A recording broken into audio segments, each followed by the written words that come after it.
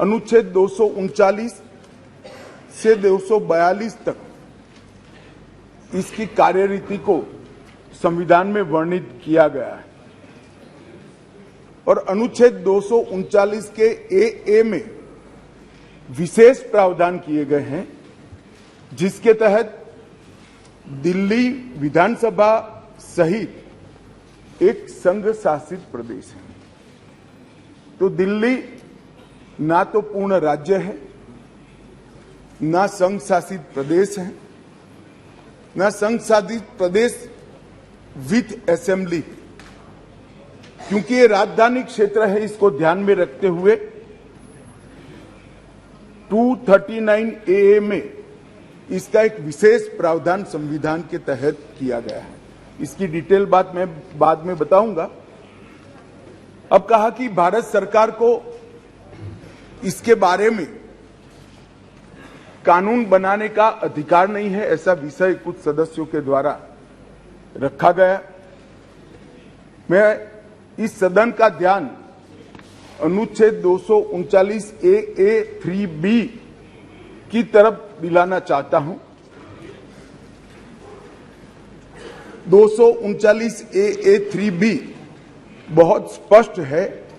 इसके तहत इस संसद को दिल्ली संघ राज्य क्षेत्र या इसके किसी भी भाग के बारे में उससे संबंधित किसी भी विषय पर कानून बनाने का पूर्ण अधिकार प्राप्त है। इसलिए कुछ सदस्यों ने जिस बात को इंट्रोडक्शन के वक्त यहां उठाने का प्रयास किया था, मेरा दायित्व बनता है, उस वक्त माहौल ठीक नहीं था, तो आज इसका मैं ढंग से जवाब दूं। मान्यवर, कुछ सदस्यों ने यह भी कहा हाथ में सुप्रीम कोर्ट के जजमेंट रखकर कि ये सर्वोच्च अदालत के आदेश के उल्लंघन कर इसको लाया गया है। मैं वो सभी सदस्यों को विनती करना चाहता हूं कि आपने सर्वोच्च अदालत के आदेश का अपने मनपसंद हिस्सा ही पढ़ा है। जब सर्वोच्च अदालत के आदेश को सदन में कोट करते हैं तो संपूर्ण आदेश का अध्ययन होना जरूरी है। उसका दूसरा हिस्सा भी पारदर्शिता के साथ सदन के सामने रखना चाहिए।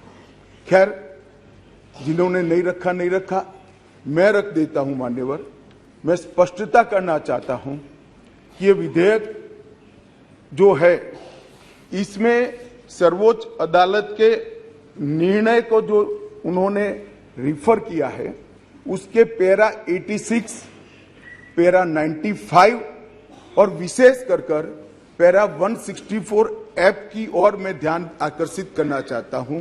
उसमें स्पष्टता से कहा है कि संसद को 239 ए के तहत दिल्ली संघ राज्य क्षेत्र के किसी भी विषय पर कानून बनाने का अधिकार है।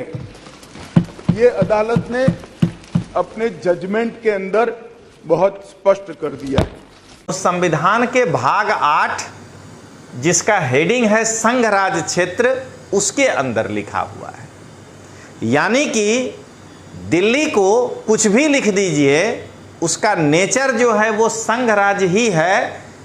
क्योंकि अगर ये संघ राज्य नहीं होता तो इसको भाग 8A के अंतर रखा जाता है, एक नया भाग दिया जाता है। जैसे कि आप देखिए, नगर पालिका और ग्राम पंचायत दोनों का अगर अलग नेचर न है तो ग्राम पंचायत को भाग 9 में रखा गया है और नगर पालिका को भाग 9A में रखा गया है।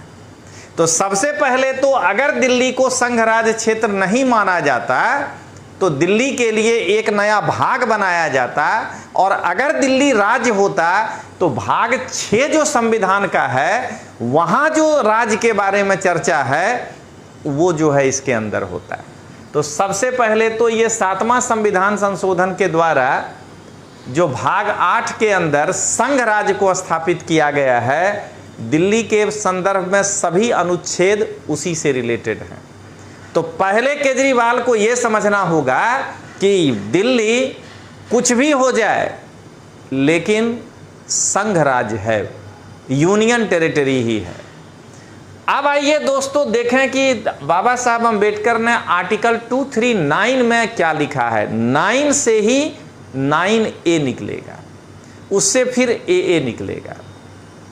सबसे पहले अगर दिल्ली संघ राज्य है तो 239 में कहता है कि संघ राज्य क्षेत्र का प्रशासन संसद द्वारा बनाई गई विधि द्वारा, मतलब उसका प्रशासन कैसे चलेगा, तो संसद द्वारा बनाई गई विधि द्वारा प्रत्येक संघ राज्य क्षेत्र का प्रशासन राष्ट्रपति द्वारा किया जाएगा और वह अपने द्वारा ऐसे पदाविधान सहित नियुक्त किए गए प्रशासक के माध्यम से करेगा।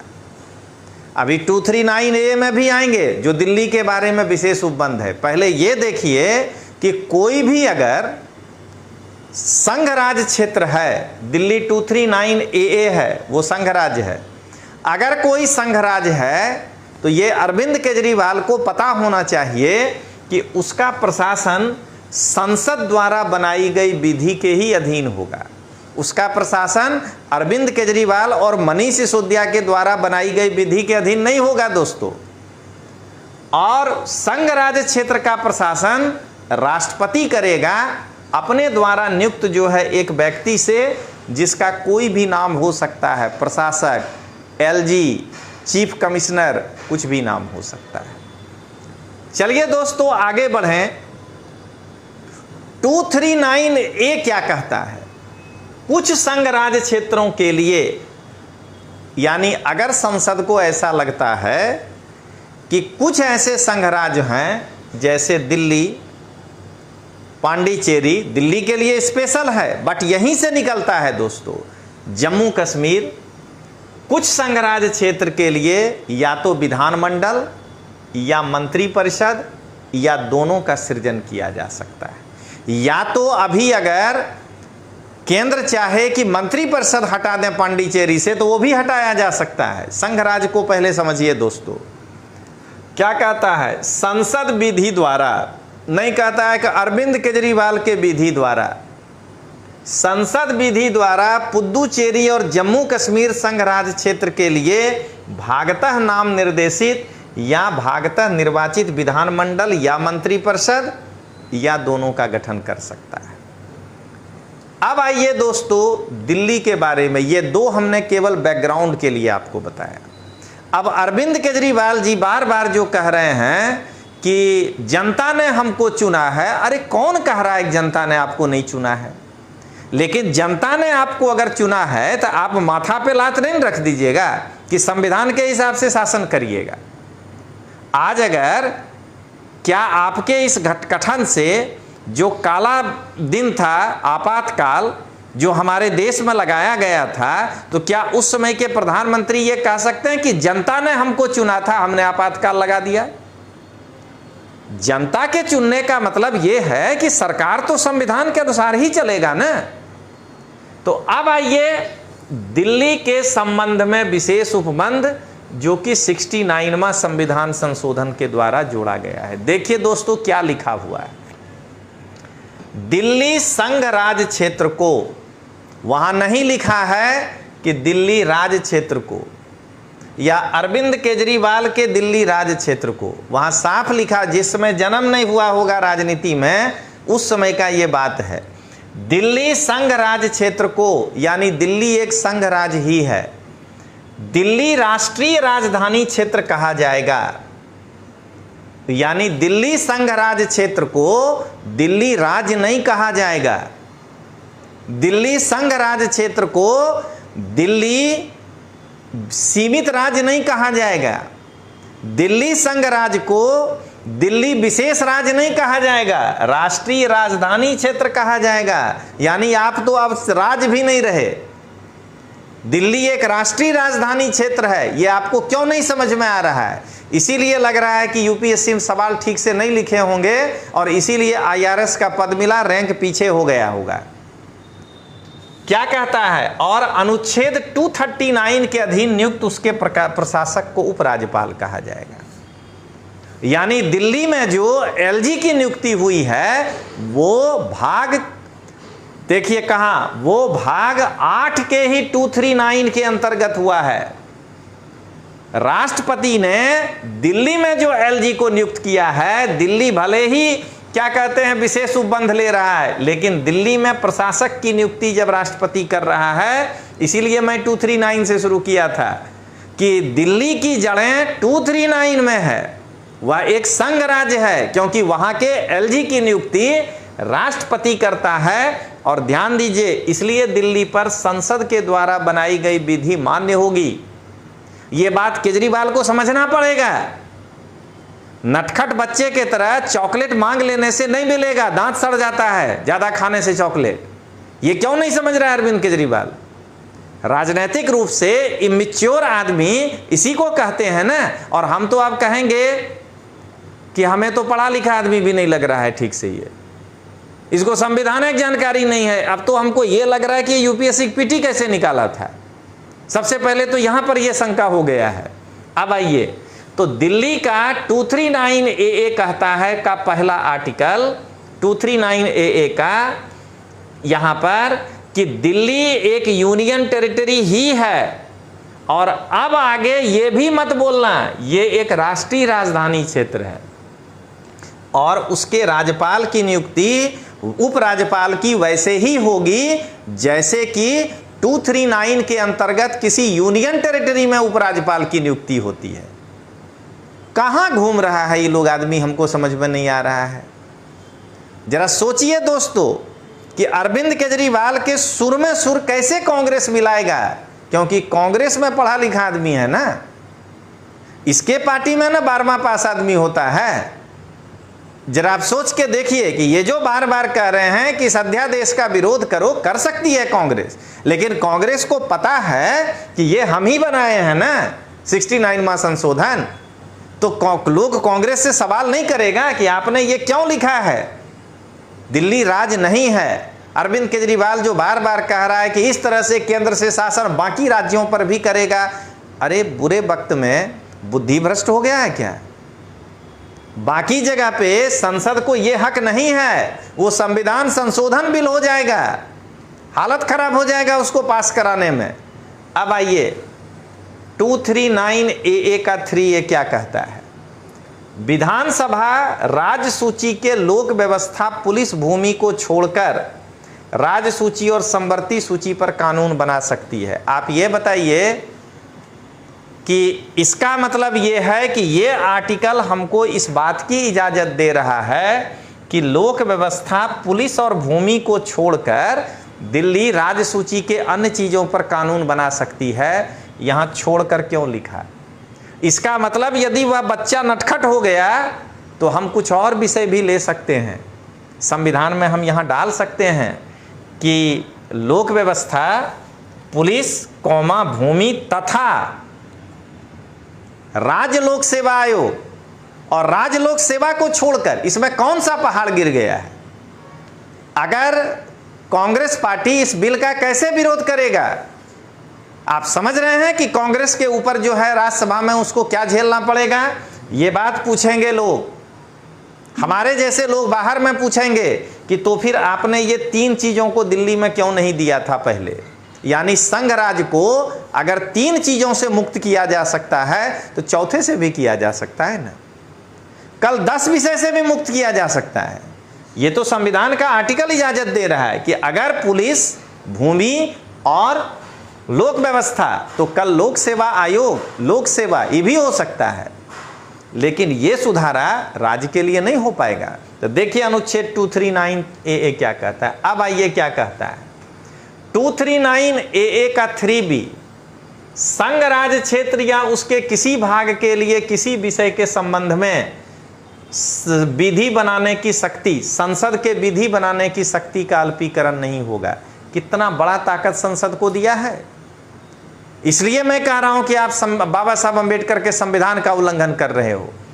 आर्टिकल 239 AA 3B संसद को यह इजाजत देता है कि संघ राज्य क्षेत्र या उसके किसी भाग के लिए किसी विषय, राज्य सूची में जितने विषय हैं, किसी विषय पर अगर वो विधि बनाना चाहता है तो उसका अल्पीकरण नहीं किया जा सकता है। पार्लियामेंट जब चाहे तब दिल्ली संघ राज्य क्षेत्र या उसके किसी भाग के लिए किसी भी विषय पर कानून बना सकती है, और इसलिए ये कानून संसद बना रहा है। इसमें कौन सा गैर संवैधानिक बात है, जरा ये बताइए। आर्टिकल 239 AA4 क्या कहता है? जिन विषयों पर राज्यपाल को विधि द्वारा विवेकी शक्ति अपेक्षित है, क्या देख रहे हैं, उपराज्यपाल अपने से विवेकी शक्ति का प्रयोग नहीं करेगा, जो आप रोज कहते हो LG के बारे में।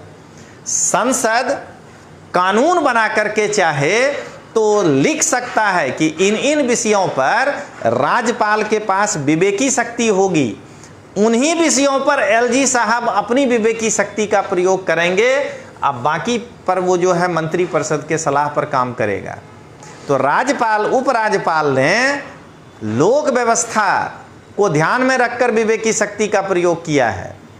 उपराज्यपाल ने भूमि से संबंधित कोई कानून होगा वहां विवेकी शक्ति का प्रयोग किए होंगे, और राज्यपाल ने पुलिस से रिलेटेड, तुम रोज मुंह उठा के पहुंच जाते हो पुलिस हमको दे दो, तुमको क्यों देगा पुलिस भाई, जब संविधान में नहीं लिखा हुआ है। और आज तुम अगर संविधान की दुहाई दे रहे हो तो मैं अरविंद केजरीवाल जी से पूछना चाहता हूं कि मुंह उठा के पुलिस लेने क्यों चले जाते हैं आप, कि हमको पुलिस दे दीजिए, तो फिर लिखा हुआ है मानिए उस बात को।